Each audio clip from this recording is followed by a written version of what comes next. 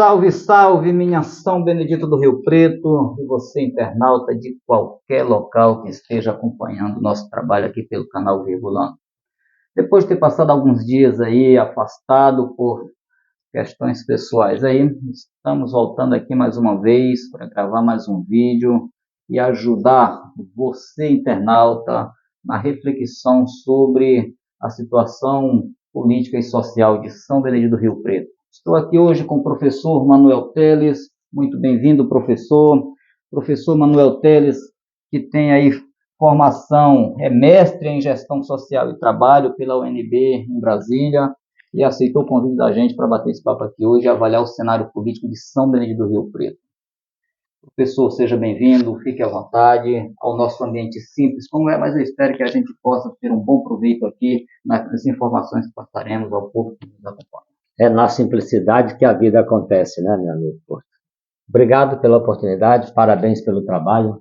É muito importante nós trabalharmos essa questão social para que a sociedade tenha essa compreensão também. Pois é, professor, eu acredito que pela primeira vez na história de São Benedito a gente está tendo uma disputa eleitoral com 5 candidatos. Eu não tenho informações de outro momento ter acontecido isso. Houver aí com 3 candidatos, inclusive história aí não muito antiga, a gente teve uma competição do ano de 2016 com 3 candidatos participando, mas esse ano a gente tem 5 candidatos na disputa. O cenário está meio polarizado entre duas candidaturas, mas não podemos ignorar que tem 5 candidatos. Eu queria que você avaliasse para mim, nesse primeiro momento aqui, para mim, para o internauta que está acompanhando a gente, como que você está vendo, no contexto geral, o cenário político de São Benedito nesse ano? Olha, a vida hoje ela é muito criativa e muito ágil. Tudo hoje é muito mais rápido. Eu preciso de respostas, eu preciso de mudanças e a vida acontece, né, aqui também assim.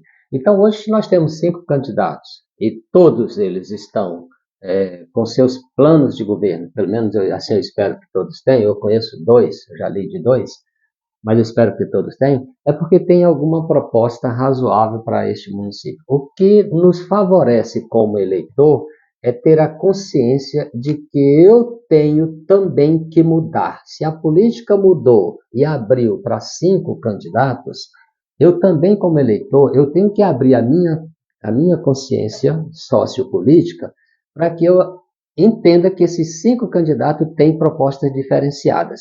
E aí eu poder fazer um julgamento melhor, ciente de que o voto é meu, o voto é propriedade privada minha, mas o efeito do voto não. O efeito do voto é universal.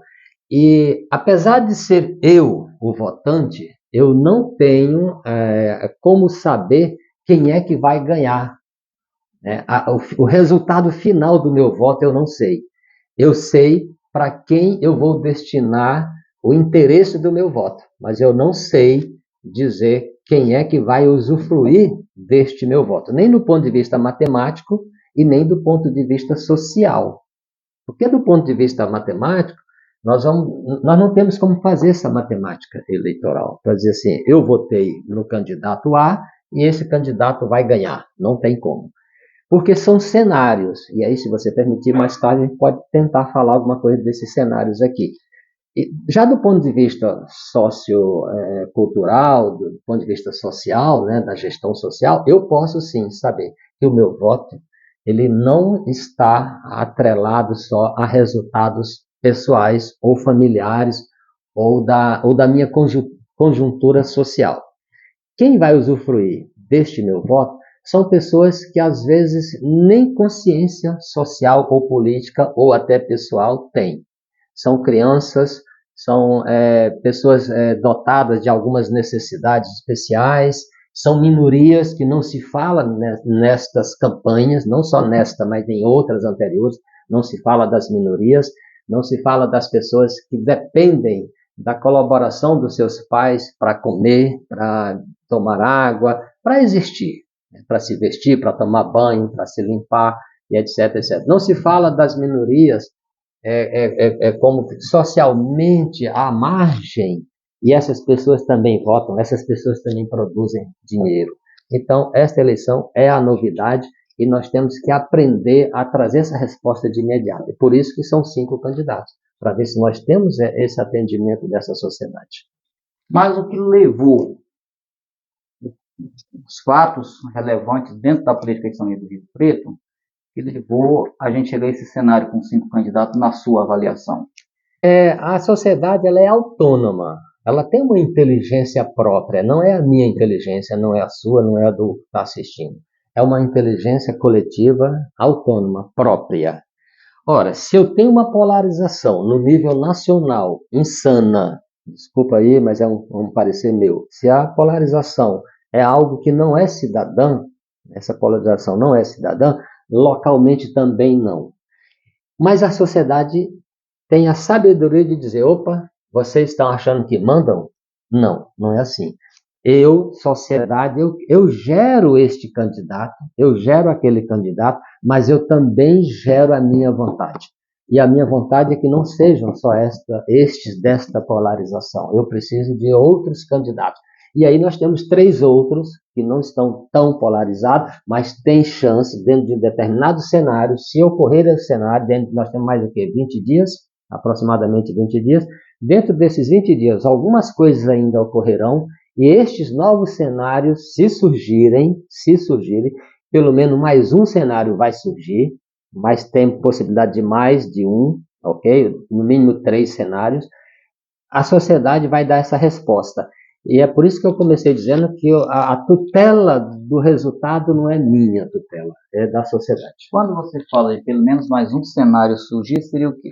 Nós estamos falando de uma polarização entre 2 grupos, e você acredita que vai vir mais um terceiro de fato para a competição, ou como que seria essa colocação de mais um?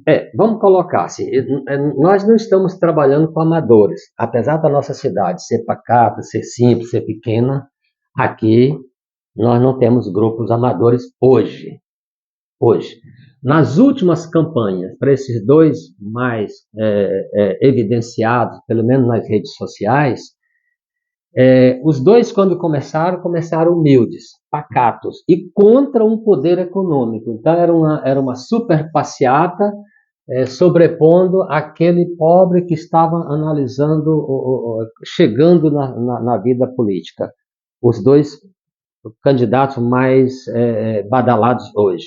E assim foi a última campanha, um pobre e uma riqueza, né, ostentando passeatas e passeatas. Hoje não. Hoje nós temos 2 candidatos ostentando muita riqueza nas suas passeatas, nas suas manifestações, e olha que nós estamos no começo. O que é este cenário, né, que pode mudar?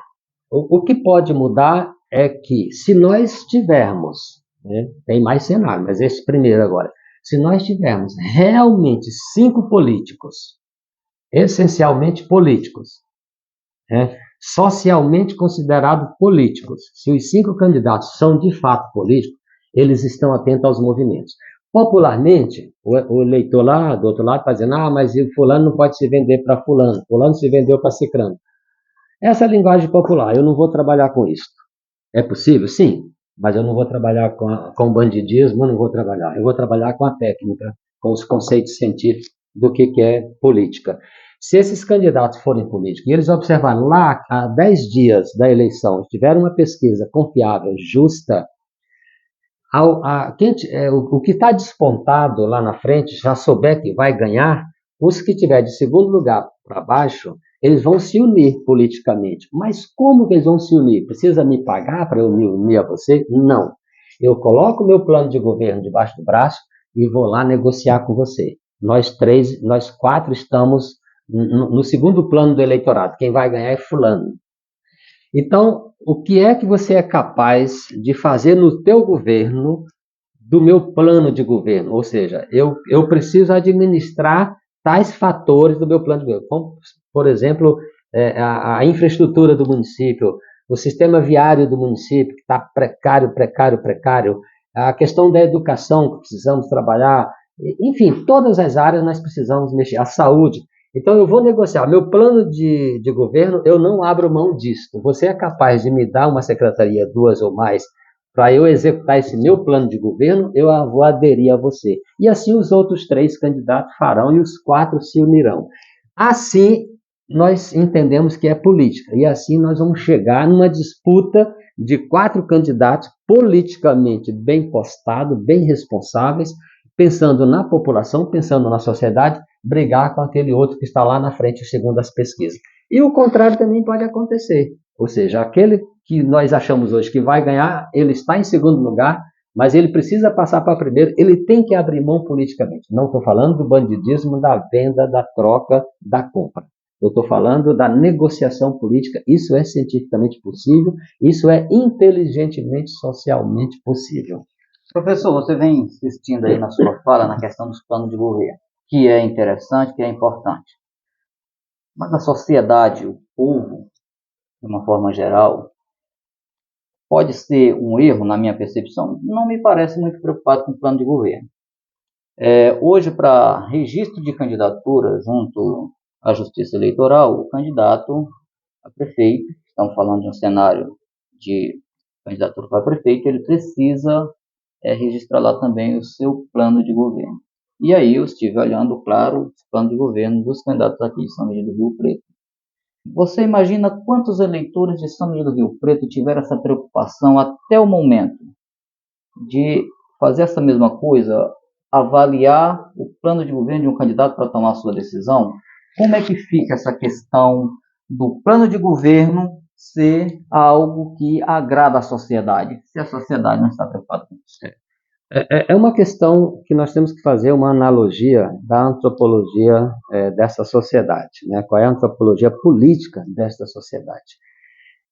São Benedito do Rio Preto tem próximo de 20 mil habitantes. É possível que ele tenha quase isto, e algumas cidades do Brasil têm mais eleitor do que a sua própria população. Significa o quê? Que os residentes, que os eleitores necessariamente não são residentes na cidade. Então, nós temos pessoas domiciliadas politicamente aqui, votam aqui, mas necessariamente não moram aqui, estão fora. Então, essas pessoas que estão fora, mas que tiveram acesso a uma universidade, a um conhecimento formal, a uma inteligência formal, essas pessoas estão sim lendo, estão buscando, porque hoje está na internet, ele busca a qualquer momento, a qualquer hora. A sensação que se tem é que esse eleitor ele não faz essa leitura realmente. E por ser um eleitor, eu não tenho aqui os indicadores, mas de um equilíbrio entre os analfabetos estruturais, né, e os alfabetizados, eu acredito que os analfabetos estejam ou empatados ou ganhando nesse quantitativo aí. Então, qual é a percepção deste eleitor que a gente chama de analfabeto estrutural? Esse indivíduo que ele não está preocupado em ler qual é o plano de governo. Ele está preocupado com a emoção pessoal do momento dele. O que ele quer? Ele visualiza, primeiro, um candidato a vereador para ele é um prefeito pequeno, é um mini prefeito, que é capaz de fazer coisa do executivo. E que não é isto, né? E ele é capaz de ver um prefeito que possa empregá-lo ou empregar sua família na própria prefeitura. Também não é essa a função da prefeitura. Ele não enxerga nem do vereador. E nem do vereador. Ele não enxerga a função política como a função de um gestor. Ele enxerga como um trocador de favor. Ele está numa feira social, uma feira política, eu tenho o meu voto, você tem a possibilidade e nós vamos trocar. Que não deveria ser assim. Me permita, só para pegar um gancho aqui no nível nacional, que nós aprendemos socialmente muito e vai chegar em São Benedito do Rio Preto, é que no nível nacional nós tivemos aquelas emendas impositivas do orçamento secreto. Exatamente. Que nós batemos muito, eu achava ridículo, eu achava absurdo, mas tudo tem algo positivo a se tirar. Qual foi o resultado positivo?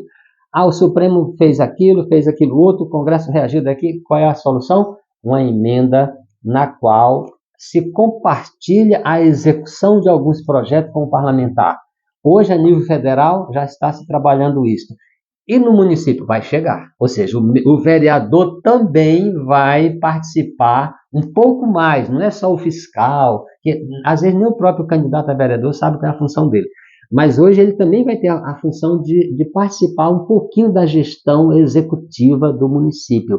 Ele vai ter uma verba destinada pelo orçamento público que o governo, o executivo vai desembolsar para ele destinar a determinada obra. Ele não vai operacionalizar o dinheiro, mas ele vai fazer a gestão orçamentária disso. Ele vai executar dizendo para qual obra ele vai vincular aquilo. Então, isso é o efeito positivo das mazelas sociais que se gera e que se discute, se briga, mas a sábia inteligência no coletivo, chegamos a esse ponto de entender. Então, aqui também vai chegar a esse ponto.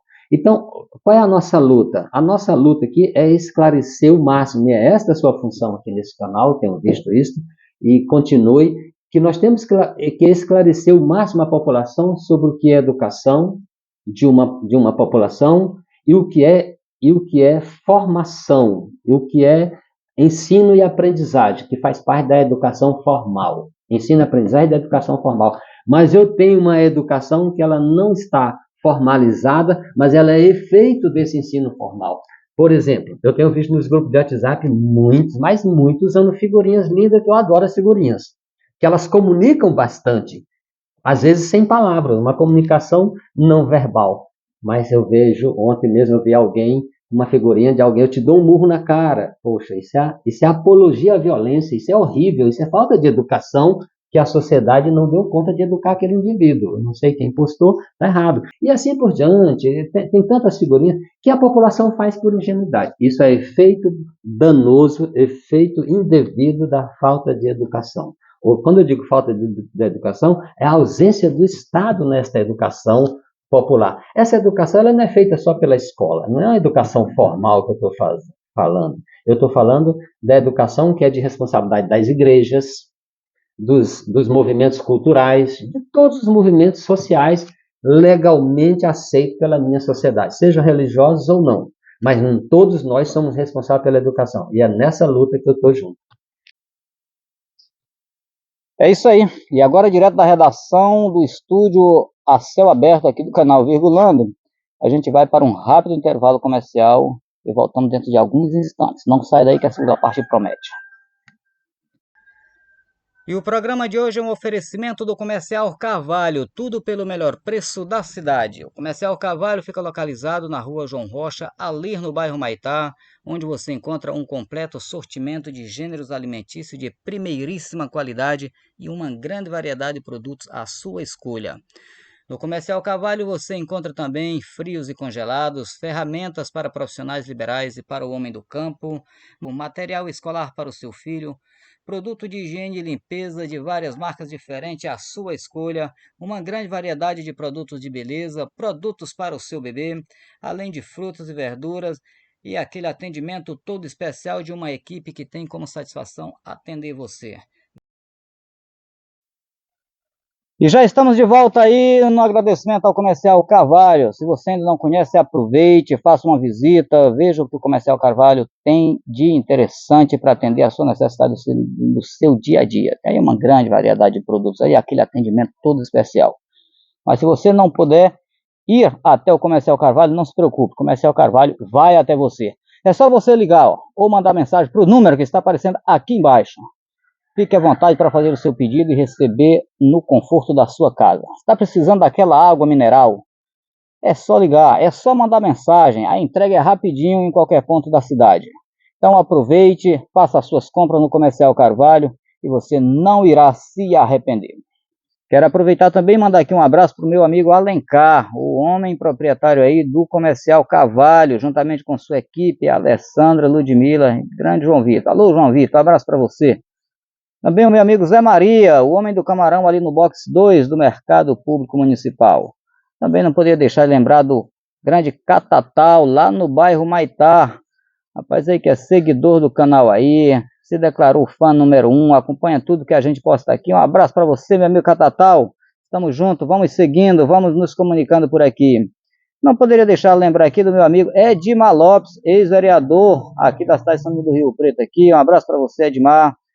Tudo de bom aí para você, sua família aí. Sei que sua esposa está passando aí pelo momento mais de dificuldade aí, perdeu entes queridos aí, está com as estruturas emocionais da família um tanto quanto abalada. Mas força, minha querida Neia, vamos em frente, porque esses momentos passam. Tenha fé em Deus e o restante a gente vai superando.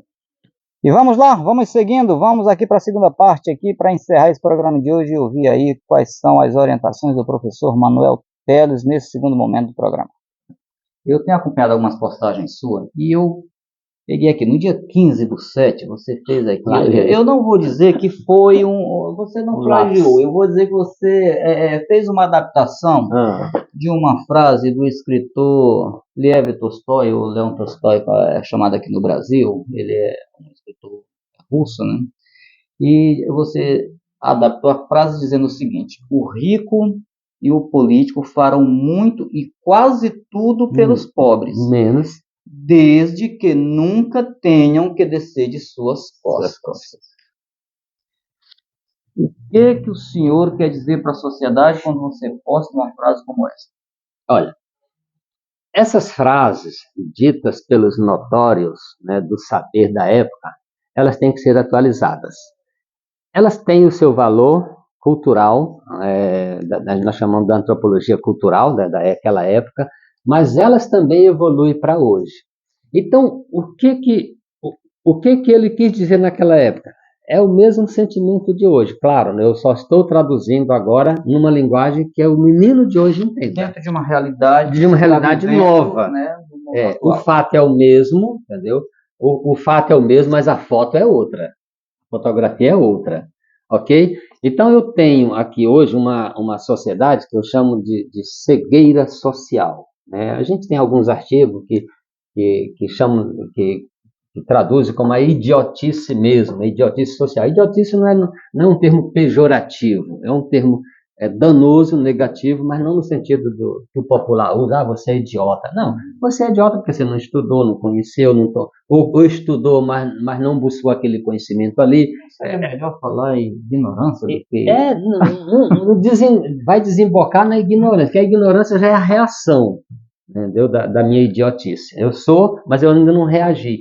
Então, essa cegueira social é que o político faz bom uso dela. Não estou falando só do político local, não, do local também. Porque o local, quer ver uma coisa? Cientificamente, olha que eu sou contador, tenho uma formação de contabilidade, né, e também tenho um mestrado na área de contábil, né, eu não coloquei aí, mas também tem. Então, estudei alguma coisa sobre contabilidade.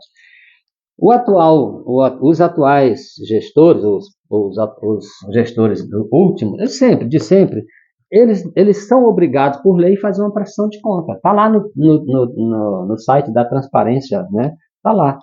Mas, olha, se eu estou diante de um eleitorado que acabou de me perguntar, que ele não tem esse preparo, ele não tem essa formação toda, o que eu, como gestor, por questões éticas, eu vou muito mais além, não só ética, mas questões morais, que vêm da minha natureza, não só da minha questão ética, da minha formação social, mas da minha questão da natureza, por que não eu ofereço uma prestação de conta que o analfabeto compreenda? Olha, eu recebi, para a educação, para a saúde, 150 milhões, 15 milhões, 12 milhões, 1 milhão, e eu gastei nisso, eu vou fazer um evento só para divulgar para vocês. Ou então eu coloco na internet, que hoje é muito fácil, ou então eu chamo pontos, divulgadores dos povoados.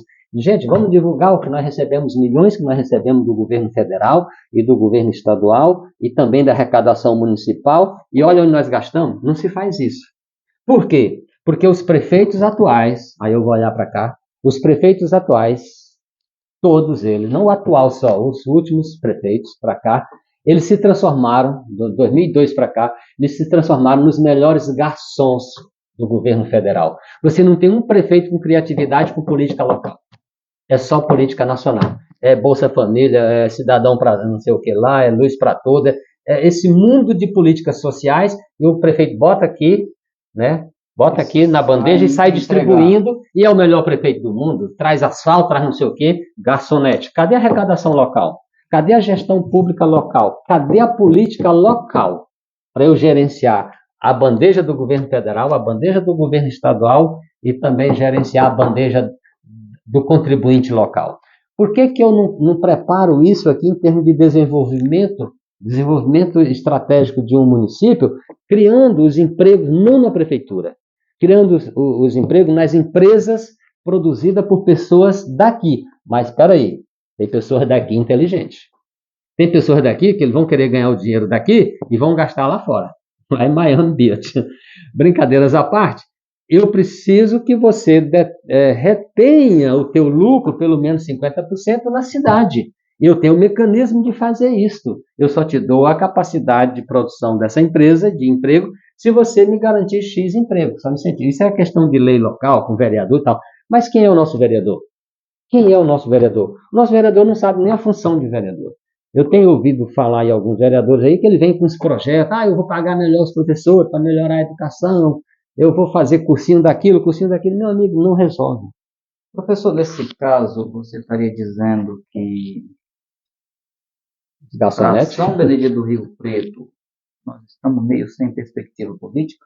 Não é São Benedito do Rio Preto, é Brasil. Não, é porque eu sou voltado muito aqui para Sim, mas o efeito é São Benedito do Rio Preto. O efeito, infelizmente, porque a vida acontece aqui no município. A vida não acontece no Brasil, a vida acontece aqui. Exato. Aqui também é Brasil. Mas quando chega lá no federal é porque aconteceu aqui. Então, ou eu trabalho com esses cursos aí que a gente trabalha de cidadania, né, e nós já tivemos bons movimentos aqui, pena que foi usado indevidamente, inadequadamente, politicamente inadequada, né? Como aqueles programas que a gente tinha na fase antiga, né? Hoje a gente faz, mas sem nenhum incentivo. E eu pego o quê? Hoje eu tenho no curso de inglês, que é grátis, eu tenho 13 alunos novos, 13, para uma população de 20 mil. O que é isso? Tu acha que eu não... Qual é a minha população de menino de 14 anos a 16 anos? Mas eu tenho no mínimo 1.200 crianças de 14 anos aqui, 16 anos, no mínimo 1.000. E eu só tenho 13 estudando, tá? A educação está errada. O incentivo está errado. Então, o que nós temos que fazer é acordar esta população. Eles estão dormindo socialmente. Eu não vejo um menino de 14 anos pensando daqui a 5, 6 anos qual é o concurso que eu vou fazer. Professor, eu estou estudando inglês, eu estou estudando informática. Qual é o concurso? Ele não tem perspectiva de fazer um concurso. Não estou falando de Brasil agora, porque a estatística brasileira é diferente. A estatística brasileira foge totalmente do sentimento municipal. O Brasil tem um jovem que estuda hoje, eu não lembro os números, mas eu estive olhando há uma semana aqui, nós temos indicadores que um menino de 14 anos do Brasil já pensa em concurso aos 20, 25 anos. São Benedito do Rio Preto, não. Nós não temos porque a gestão pública camufla, veste, dá uma roupagem diferente para essa criança, você vê a criança erotizando diante dos espelhos, diante dos funks e tudo mais. Se eu pego um baile funk, se eu pego uma festa de Bumba Meu Boi, e se eu pego um trabalho feito numa igreja, seja evangélica, católica, espírita ou qualquer outra, e eu mapeio como educação aquilo lá, e eu premio como educação, há um prêmio pelo fato do indivíduo estar aprendendo piano, estar cantando, está produzindo um conhecimento, mesmo dentro da igreja dele, mesmo dentro do Bumba Meu Boi, mesmo dentro do tambor de crioula, mesmo dentro das manifestações culturais, não só religiosas, meu amigo, essa criança está pensando que quando ele fizer 20 anos, ele vai estar dentro de um concurso federal. Agora, eu dizia para meus filhos, não estude para concurso, não estude. Mas hoje eu sou obrigado a dizer, menino, estude para concurso. Porque se você não for gerente da sua própria capacidade, você vai trabalhar para a capacidade dos outros, que é o concurso. É a melhor coisa? Não é, mas é o primeiro passo que eu tenho que fazer, é mandar um menino ir para um concurso, para ver se ele acorda e ele vai empreender, que capacidade ele tem. Educação nós não temos. E aproveitando aqui o gancho da fala do professor Manuel Teles, eu acredito que para você que é jovem, tem sempre aquela velha frase que a juventude é o futuro do Brasil. Pense nisso que o professor acabou de falar. Tenha um foco. Tenho 16 anos, tenho 17 anos, eu quero fazer um concurso aos 20 anos. Só que concurso, geralmente, demanda você vai precisar vestir-se de uma roupagem nova de dedicação aos estudos. Vai precisar abdicar da festa, vai precisar abdicar da novela, vai precisar abdicar do futebol e também do teu sono para estudar. É a única forma que você tem de vencer. Como dizia um ex-professor meu no curso lá em São Luís do Maranhão, um cursinho, eu disse, meu filho nasceu feio e pobre, só tem um jeito. Estude. Porque quem tem boniteza, pelo menos às vezes faz sucesso com a beleza. Mas se você não tem, vai ter que estudar mesmo. Não foi meu Pense caso. nisso. Professor, voltando para cá, você postou uma frase que me deixou curioso. Foi um banner, na verdade, que você postou um dia desse, que diz o seguinte. Vou ter cuidado com o que eu posto, é o jeito.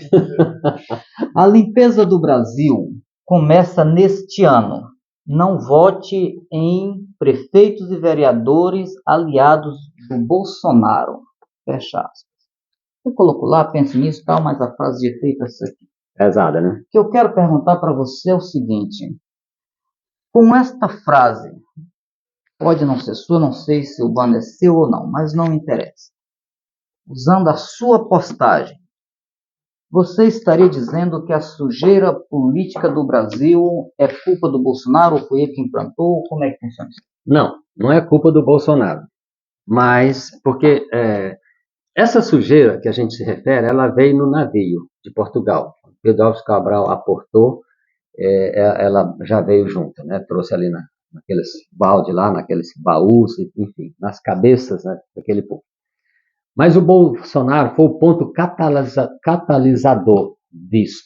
Infelizmente, é um indivíduo que não teve educação, não teve formação, que ele nunca pisou numa universidade. Os militares não entravam na universidade no Brasil até recentemente. Hoje não.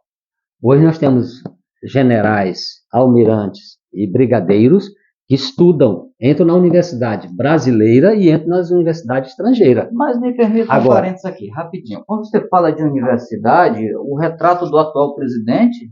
Calma, vou chegar lá. Então, hoje não, hoje os caras estudam, os milicos estudam. Naquele tempo ele não serviu para ser militar, ele não serviu para ser nada. Ele foi político 20 e tantos anos, 27 anos, que não apresentou um projeto político. Não participou de uma comissão de forma assim, para mostrar qual era o seu perfil. E o Brasil está órfão. Nós estamos mergulhados numa sujeira tal, que aí tem um grande culpado, chamado Sérgio Moro, na época juiz, porque se aquele homem tivesse sido honesto, tivesse sido justo, o Lula estaria preso até ontem. E nós estaríamos endeusando Sérgio Moro. Mas, infelizmente, ele fez parte de um conluio, fez um processo totalmente errado. Eu não estou dizendo que o Lula não tenha culpa. Eu estou dizendo que o processo do Moro foi provado no STF, que ele fez um erro danado ali e induziu a população aí. Aí surge uma figura tosca, grosseira, mal educada, que não serve para dar exemplo para meus filhos. Não serve. Para os meus filhos não serve. Pode até servir para o filho de alguns. Se não serve para os meus filhos, não serve para o meu vizinho. Se não serve para meus filhos, para o meu vizinho, não serve para a minha sociedade. Aí você vem com essa questão, mas o Lula é analfabeto. Meu amigo, minha mãe... Não, eu não estou dizendo que ele é. Você falou era. Que ele não fez faculdade. Isso, ele era analfabeto. Não, mas era analfabeto. Só que era um analfabeto inteligente. Uhum. Minha mãe tem um ditado, não sei se é da minha mãe, mas acho que é mais antigo ainda. Me diz com quem tu andas que eu digo com quem tu és. E o que o Lula fez? O Lula foi presidente da República. Clamor popular. Só que não foi só o clamor popular. Porque o sistema não deixava ele ascender à presidência da República. O que ele faz? Ele se candidata 4 vezes e o sistema dá porrada nele. O que ele diz? Eu tenho que fazer alguma coisa pelo meu povo. E eu não vou fazer com esse ar de livre, de independente, sozinho, peitudo, não. Eu vou morrer e não vou fazer nada. Então o sistema, vem cá, sistema, eu quero conversar contigo. E conversou. E dialogou. Seria aquela lógica do se eu não posso vencer meu inimigo mesmo. Eu tenho 2 candidatos hoje para São Paulo do Rio Preto me procuraram e a primeira pergunta que eu fiz para eles foi individualmente, você está pronto para conviver com a corrupção? Se você está, lute pela sua campanha política. Conviver, não é participar.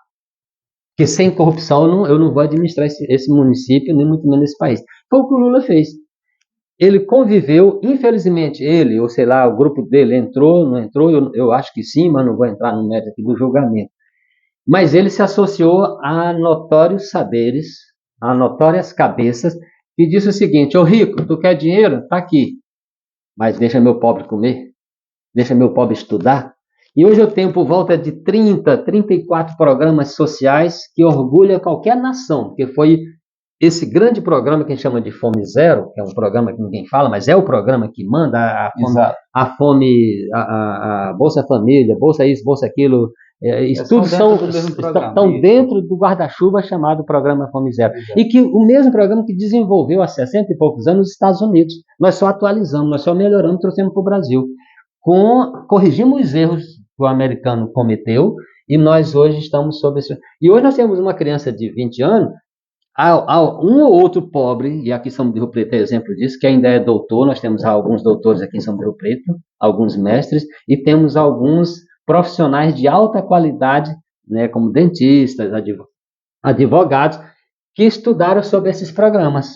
Então, essa população ela vai se fazendo, mas convivendo com a corrupção, foi a única chance que ele achou. Então, quando o analfabeto ele é inteligente, ele convive. E foi isso que ele fez. E o outro, que quando eu postei, vamos nos livrar, porque é só aberração. Porque você pega os novatos que estão entrando, o discurso também é fraco. O discurso não é envolvente. Porque eles não se aprofundaram nas questões locais. E os dois que já estão lá na frente, que já viveram, já sabem, eles não têm um discurso direto. Pouquíssima interferência direta, mas os seus agentes é que trazem à tona os assuntos vivenciados por eles. Mais uma postagem sua, inclusive de hoje, você postou o seguinte: eu sei que é uma ironia, mas eu gostaria que você comentasse de forma meio rápida o seguinte: você colocou assim: venha para a melhor Unisap, Universidade do Zap Zap. Nada de livros volumosos, aqui você aprende por memes. Chega de professores doutrinados comunistas. Aprenda com os melhores youtubers influencers. Só curso top. Ciência política com bacharelado em grupo de família. Pronto. Nova história geral politicamente incorreta. Tem aqui o finalzinho aqui que você termina aqui falando aqui do curso, né? Graças ao curso de Política e História da Unisap, eu arraso nas discussões nos grupos sociais, né? Grupo de WhatsApp, aqui nos grupos, beleza. Então vamos ver rapidinho aqui. A gente tem acompanhado, eu faço parte de um grupo, né, vamos dizer, político aqui da cidade, e essa semana me colocaram em mais um outro, bem mais restrito, só apenas 2 grupos. E eu tenho dito, já falei lá, que de 95% a 98% do que se posta lá não se aproveita nada, inclusive politicamente. Nada. Não existe então, tudo que você tem é um oceano de pessoas se achando capaz de discutir. Eu acredito que em cima disso você fez essa postagem. Exatamente. Comente pra gente. Exatamente. Vamos lá. Olha, nos anos 60, nós estávamos com a inteligência nacional em bons ventos, né? E nós já íamos, né, traduzir isso no sistema de ensino brasileiro. Só que veio o golpe militar de 64, atrás de um tal comunismo. E esses militares brigaram por 20 e tantos anos, até 85, atrás desse comunismo. Não acharam o comunismo. Não acharam. O que eles fizeram? Pegaram o poder de novo, só se resguardaram, fizeram uma lei de anistia que no mundo não existe igual. Para que ninguém fosse preso, ninguém sofresse dano nenhum, tá tudo bem. E nós brasileiros, fazer o quê? Passamos a mão na cabeça, fiquem tranquilos. Nós morremos, vocês nos mataram, tiraram a cultura de 20 e tantos anos, mas nós vamos perdoar vocês, sejam felizes. Não acharam o comunismo, devolveram a política para os políticos. E nós estamos engateando em democracia. Nós temos 500 anos de Brasil, 524 anos, se eu não me engano. Se nós tivermos, juntando os 2 períodos, né, quem for bom de matemática e história, quem me ajuda aí, se nós tivermos nesses 2 períodos aí de liberdade, se nós tivermos 60, não chega a 70 anos de democracia, não lembro, né, mas não chega a 70 anos de democracia nesses 2 períodos. O maior período é o de agora, nós estamos vivendo de democracia. E ainda hoje eu encontro os indivíduos falando em comunismo. Eu digo, meu Deus, me dê um país do mundo, eu quero um. Quero muito, não. Me dê um que seja comunista. Ah, a China é comunista. Ah, é? Qual foi o primeiro país que o Bolsonaro visitou no mundo? China. E a China é comunista? Ah, professor, é sim, é o PCC, o Partido Comunista Chinês que governa. Sim, mas o que é que ele tem de Mas o comunista? PCC aqui no Brasil não Não, é. não, o PCC aqui é outra coisa, vamos mudar de... É Partido Comunista Chinês. Eu pensei que você falou isso, eu juro que eu pensei. Eu digo, então a China está se mudando para o Brasil. Não Pablo é. Marçal, não é, não é. É o Partido Comunista Chinês, é o PCC. É, quer dizer, seria o país mais originariamente comunista do mundo, seria a China, porque é o partido que governa lá, é o Partido Comunista. E não tem nada de comunismo naquele país. Busca a relação comercial, busca a relação industrial, busca o desenvolvimento da China, busca o poder que a China tem hoje, tanto poder armamentista, o poder intelectual, busca lá o poder de produção de alimento, busca as inteligências para você observar que não tem nada a ver. Pode Então, falar de concentração de riqueza, coisa dessa também natureza? tem tudo. Mexeu com capitalismo, tem concentração de riqueza. Não pense que o capitalismo é humano, é lindo, maravilhoso, não é isso. Para traduzir aqui, eu não tenho mais no mundo moderno como eu viver de socialismo, de capitalismo, de nenhum ismo. Ou eu mesclo, ou eu junto. O que tem de bom no socialismo? O que tem de bom no capitalismo? O que tem de bom desse ismo aí que tu está me dizendo aí? Vamos juntar e viver. E assim é o Brasil. Nós estamos aprendendo a viver numa democracia. O nosso jovem hoje, de 20 anos para cá, ele já entende o que é democracia. Ele não entende bem o que é regime militar. Ele não entende, ele não sofreu, ele não foi arrancado às unhas. E São Bento do Rio Preto tem uma dívida histórica com o Padre Xavier, Padre José Antônio, aqui nessa cidade de Urbano Santo.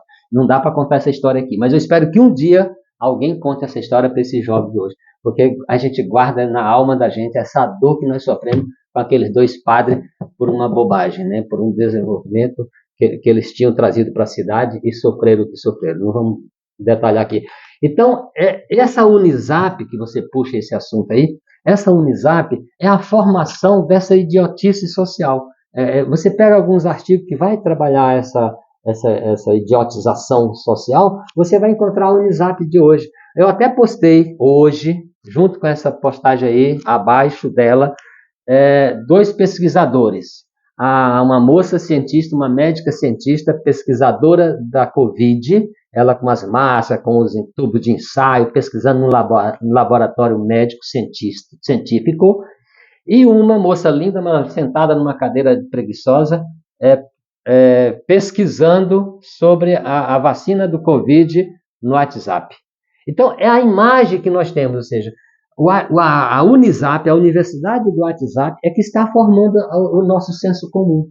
Está formando o nosso senso comum. E está formando ignorantes, está formando malcriados, e isso me dói, porque eu tenho que lutar contra isso. É contra isso que eu luto, dando curso, ministrando palestra. Eu vou de graça na sua igreja, na sua empresa. Eu trabalho para isso, para minimizar esse dano da Unisap. Se você quiser, me chama que eu vou na sua empresa, na sua igreja.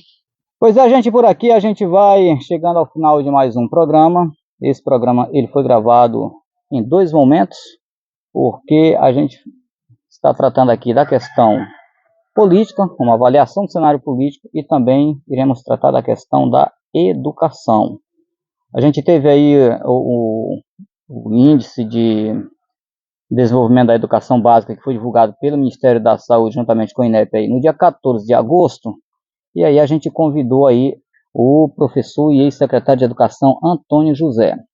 E aí a gente resolveu dividir o programa em 2 partes. Aqui é a parte 1, que tratou mais sobre o contexto político. Na parte 2, e a gente vai ver aí, acredito que até domingo vai estar no ar já para você acompanhar também a avaliação, as ponderações sobre essa questão educacional. O programa é muito interessante, é muito bom, muita informação importante e você não pode perder. Então aproveite aí, já se inscreva no canal, já ative aí o sininho das notificações aí, e você não vai se arrepender e vai ficar sendo informado sempre que um vídeo novo for publicado. Então, assim, anota aí na sua agenda, dia 17, o nosso primeiro entrevistado aí, vamos estar abrindo a série de entrevistas aí com os candidatos a prefeito nesse ano 2024 aqui em São Bento do Rio Preto. Então, dia 17, quem vai estar com a gente é o candidato federal, vai estar aí batendo esse primeiro papo com a gente.